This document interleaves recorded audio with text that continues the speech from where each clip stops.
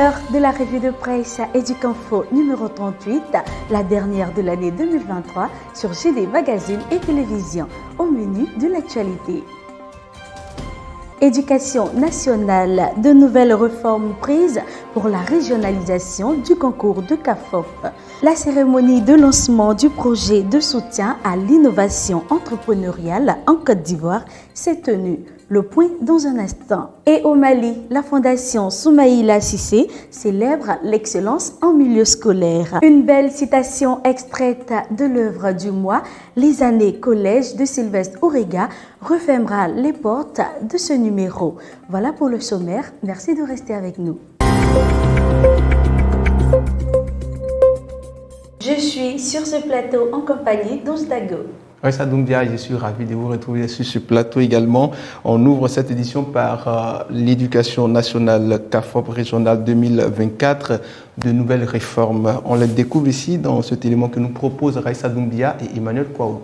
La ministre de l'Éducation nationale et de l'alphabétisation, en présence du ministre Nguessan Kofi, de l'enseignement technique, de la formation professionnelle et de l'apprentissage, a présidé ce mercredi 27 décembre 2023 la cérémonie officielle de lancement du concours régionalisé du CAFOP. Cette cérémonie, qui s'inscrit dans la dynamique de mise en œuvre des conclusions des EGENA, avait pour objectif la présentation de la réforme du recrutement régionalisé des enseignants dans l'enseignement public, préscolaire et primaire, afin de répondre durablement aux besoins nouveaux liés aux mutations constantes de l'environnement social de la Côte d'Ivoire. Les candidats au concours CAFOP pourront utiliser les documents habituels d'inscription qui restent inchangés, s'inscrire dans une DRENA, puis composer pour un poste du district ou de la région de leur choix, selon la cartographie des postes budgétaires, publiée par voie de presse, et suivra ensuite la formation pour une durée de 3 ans dans le CAFOP rattaché au district ou à la région choisie lors de l'inscription. Pour la ministre Mariatou Kone, le recrutement régionalisé est bénéfique pour les enfants, les enseignants et les parents. Le recrutement régionalisé, c'est bon pour les enfants, c'est bon pour les enseignants, c'est bon pour les parents et c'est bon pour notre pays, la Côte d'Ivoire. Notre objectif principal, c'est de donner envie aux enfants d'aller à l'école. Notre objectif, c'est également de donner envie aux enseignants d'enseigner. La mesure principale de la réforme consistera à s'assurer que l'enseignant du préscolaire et du primaire recruté pour une région précise demeurera en fonction pendant 10 années consécutives à partir de sa première prise de service. 38 meilleurs élèves du premier trimestre du lycée BAD de Tinegwe primés. Le proviseur du lycée BAD de Tédégoué, Yacouba Karamoko, a récompensé les 38 meilleurs élèves du premier trimestre lors d'une cérémonie organisée le mercredi 20 décembre 2023 dans l'enceinte de l'établissement. Cette cérémonie, qui a distingué ses meilleurs élèves pour la qualité de leur travail durant ces 3 premiers mois, s'inscrit dans le cadre du trentenaire du lycée consacré à la culture de l'excellence. Karamoko a indiqué que cette distinction vise à inciter davantage les élèves au travail, invitant les parents à s'intéresser aux études de leurs enfants. Emploi jeune, lancement du projet de soutien à l'innovation entrepreneuriale en Côte d'Ivoire. Ce jeudi 27 décembre 2023, à la salle Serae UEMOA, 6 à Abidjan Plateau, une cérémonie de lancement du projet de soutien à l'innovation entrepreneuriale des jeunes en Côte d'Ivoire s'est tenue en présence des ministres de la promotion de la jeunesse, de l'insertion professionnelle et du service civique, Mamadou Touré, et de l'enseignement technique, de la formation professionnelle et de l'apprentissage, Nguessan Kofi. Ce projet, intégré dans le plan jeunesse du gouvernement, a été mis en œuvre par le PNUD et le gouvernement, représenté par le ministère du Commerce, de l'Industrie et de la Promotion des PME, le ministère de la Promotion de la Jeunesse, de l'Insertion professionnelle et du Service civique, ainsi que le ministère de l'Enseignement technique, de la Formation professionnelle et de l'Apprentissage. L'objectif visé est de favoriser l'inclusion future des jeunes pour un développement durable avec des sous-objectifs tels que développer les compétences des jeunes, la culture entrepreneuriale, le leadership, le soutien des modèles d'affaires innovants, déployer une stratégie marketing et appuyer la mise en place d'une plateforme de coordination d'éducation professionnelle. Le ministre Nguessan Kofi a donné l'importance de la présente cérémonie. L'idée générale, c'est de pouvoir offrir aux jeunes qui ont des idées, des installations afin que ces jeunes puissent, avec l'appui de nos partenaires, avoir une formation de pointe dans le domaine de la création d'entreprises, du financement et dans le domaine aussi de recrutement d'autres jeunes, parce qu'il s'agira pour ces nouvelles entreprises créées par les jeunes de pouvoir eux-mêmes aussi être des employeurs. Le président du comité de pilotage, le ministre Mamadou Touré, a tenu à faire un bref bilan des réalisations en faveur des jeunes au cours de l'année 2023. Je me réjouis que ce projet, qui est co-construit entre le gouvernement et le PNUD, rentre dans sa phase de mise en œuvre pratique. Vous avez donc deux pôles qui sont ouverts, dans celui d'Abidjan et celui donc de San Pedro. Korogo donc est en cours. Et nous avons dit que l'année prochaine, en 2024, on aura Bondokou, on aura Man, on aura Daloa. À terme, c'est de faire en sorte que dans chaque district de notre pays, on ait donc ce genre donc de pôle et qui devra permettre donc de prendre en charge près de 10 000 jeunes pour 100 000 emplois créés. L'inscription se fait sur le site internet de l'agence Emploi Jeune, www.emploijeune.ci. Au niveau de l'enseignement technique, nous parlerons du réaménagement du calendrier de formation 2023-2024. Cette information a été donnée le mardi 26 décembre 2023 par la Direction générale de la formation initiale. Le calendrier de formation 2023-2024 a subi une modification. Les congés de Noël et du Nouvel An sont prévus du vendredi 22 décembre au dimanche 7 janvier 2024. Le premier semestre débuté le 11 septembre 2023 prendra fin le vendredi 12 janvier 2024.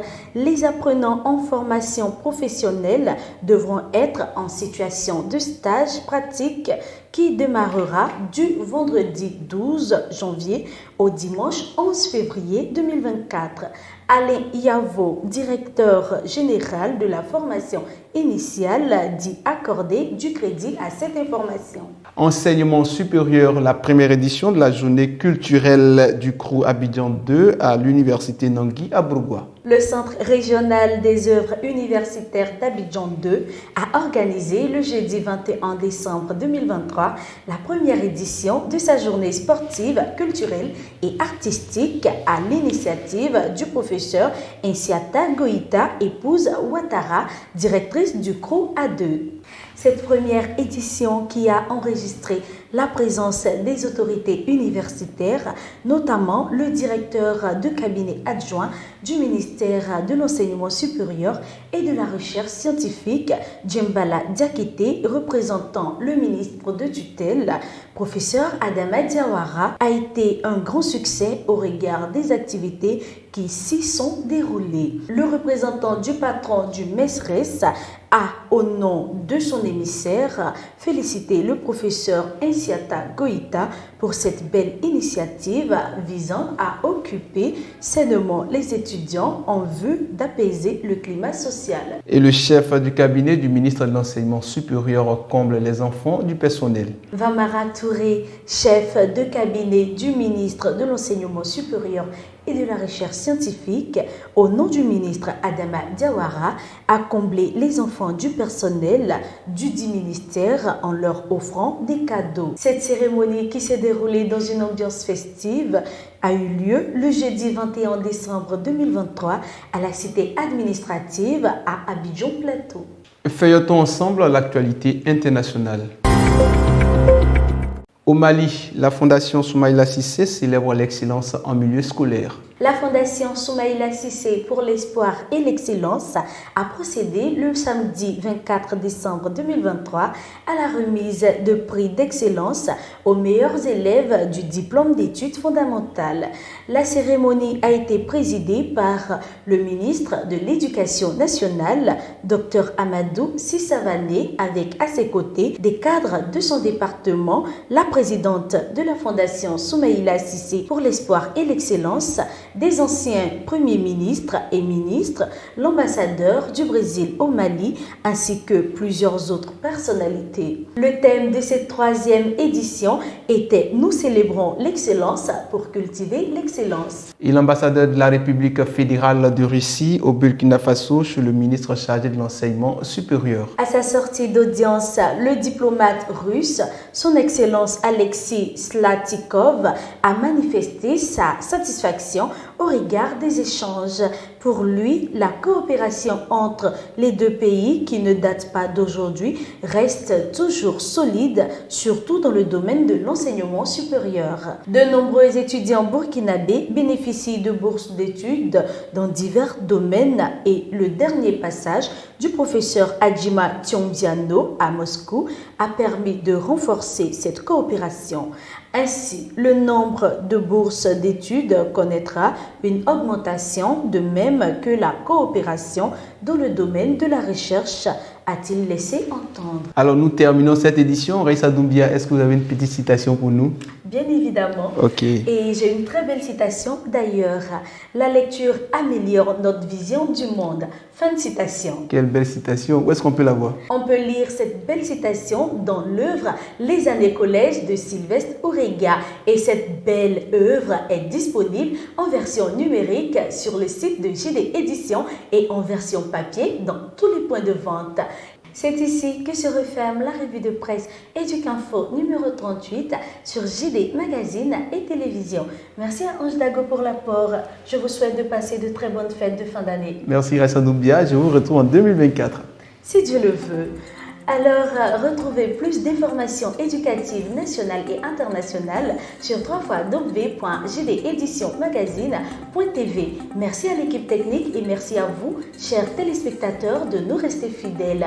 Bonne fête de fin d'année et bonne année 2024 à l'avance.